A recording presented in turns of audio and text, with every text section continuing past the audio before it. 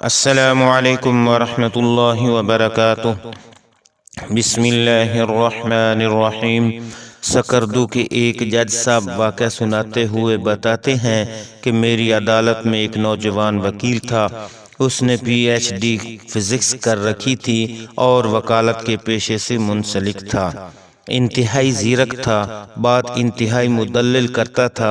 اس کی خوبی یہ تھی کہ وہ ہمیشہ مظلوم کے ساتھ کھڑا ہوتا تھا۔ میری وہاں پوسٹنگ کے دوران میں نے اسے کبھی کوئی کیس ہارتے ہوئے نہیں دیکھا۔ میں اس کی سچائی کا اتنا گرویدہ تھا کہ بعض دفعہ اس کی بات پر بغیر کسی دلیل کے میں فیصلہ سنا دیتا تھا اور میرا فیصلہ ٹھیک ہوتا تھا۔ وہاں تعینات ہر جج ہی ان کا گرویدہ تھا۔ پوری عدالت میں سب ہی اس کا احترام کرتے تھے۔ بعض موقعوں پر ججز صاحبان اس سے کیس ڈسکس کر کے فیصلہ کرتے تھے۔ میں اتنا اس کی تعلیم یافتہ ہونے کے باوجود، اس فیلڈ میں آنے اور پھر جج بن جانے کی اہلیت ہونے کے باوجود وکیل رہنے کی وجہ جاننا چاہتا تھا۔ بہت کوشش کے بعد اپنے تجسس کے ہاتھوں مجبور ہو کر میں نے یہ سوال اس سے پوچھ ہی لیا۔ اس نے بتایا کہ میرے نانا انتہائی غریب تھے۔ ان کی اولاد میں بس 2 ہی بیٹیاں تھیں۔ انہوں نے بھٹے پر محنت مزدوری کر کے اپنی بیٹیوں کو تعلیم دلوائی اور ان کی پرورش کی اور پھر ان کی شادیاں کیں۔ میری والدہ کی قسمت اچھی تھی، وہ گورنمنٹ اسکول میں ٹیچر لگ گئیں، جبکہ میری خالہ کو سرکاری ملازمت نہ مل سکی۔ میرے نانا نے بٹھا سے قرض لے کر اپنی بیٹیوں کی شادی کی۔ میری والدہ نے گھریلو اخراجات سے بچت کر کے میرے نانا کی قرض اتارنے میں مدد کی، مگر پھر میرے والد صاحب نے ان کو منع کر دیا تو میرے نانا خود ہی قرض کے عوض مزدوری کرنے لگے۔ جبکہ دوسری طرف میری خالہ کے ہاں کوئی اولاد نہ ہوئی تو انہوں نے میری خالہ کو تنگ کرنا شروع کر دیا۔ کئی بار مار پیٹ کر کے میری خالہ کو گھر سے نکالا گیا، پھر گاؤں والوں کی مداخلت سے ان کو راضی کر کے بھیجا گیا اور تیسرے مہینے پھر وہ سسرال والوں کے ہاتھوں مار کھا کر والد کے گھر دہلیز پر آ بیٹھیں۔ یہاں تک کہ آخری بار جب ان کے سسرال والوں نے ان کو لے کر گئے تو ان کے شوہر نے دوسری شادی کر لی اور میری خالہ کو اس شرط پر ساتھ رکھنے کی حامی بھر لی کہ گھر کے سارے اخراجات میرے نانا اٹھائیں گے۔ میرے نانا بیٹی کا گھر بسانے کی خاطر مزید مقروض ہوتے گئے اور پھر سردیوں کی ایک دھند میں لپٹی ہوئی صبح کو جب وہ سائیکل پر جا رہے تھے تو گنے سے بھرے ٹرالے کے نیچے آ گئے اور اس دنیا سے کوچ کر گئے۔ جب میرے نانا فوت ہوئے تب بھی مقروض تھے۔ میری والدہ نے میرے والد سے چوری اپنا زیور بیچ کر میرے نانا کے قرض ادا کیے، ان کی تجہیز و تکفین کا انتظام کیا۔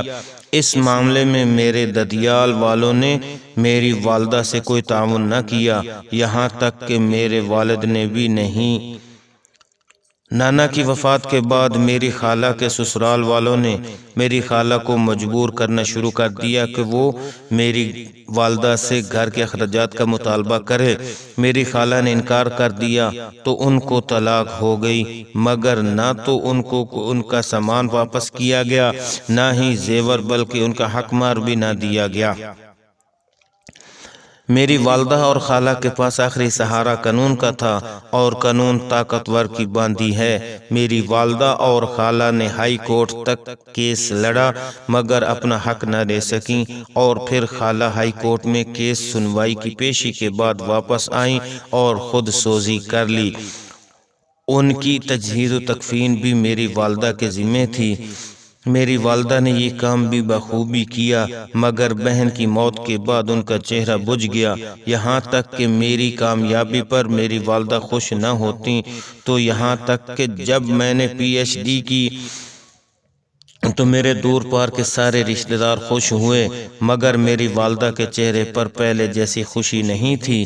میں نے اس رات مصلی پر بیٹھی دعا مانگتی اپنی والدہ کو اپنے سینے سے لگا لیا اور پوچھا کہ آپ کی اداسی کی وجہ کیا ہے؟ میری والدہ نے مصلی کو طے کیا اور کہا کہ میں چاہتی ہوں تم وکیل بنو۔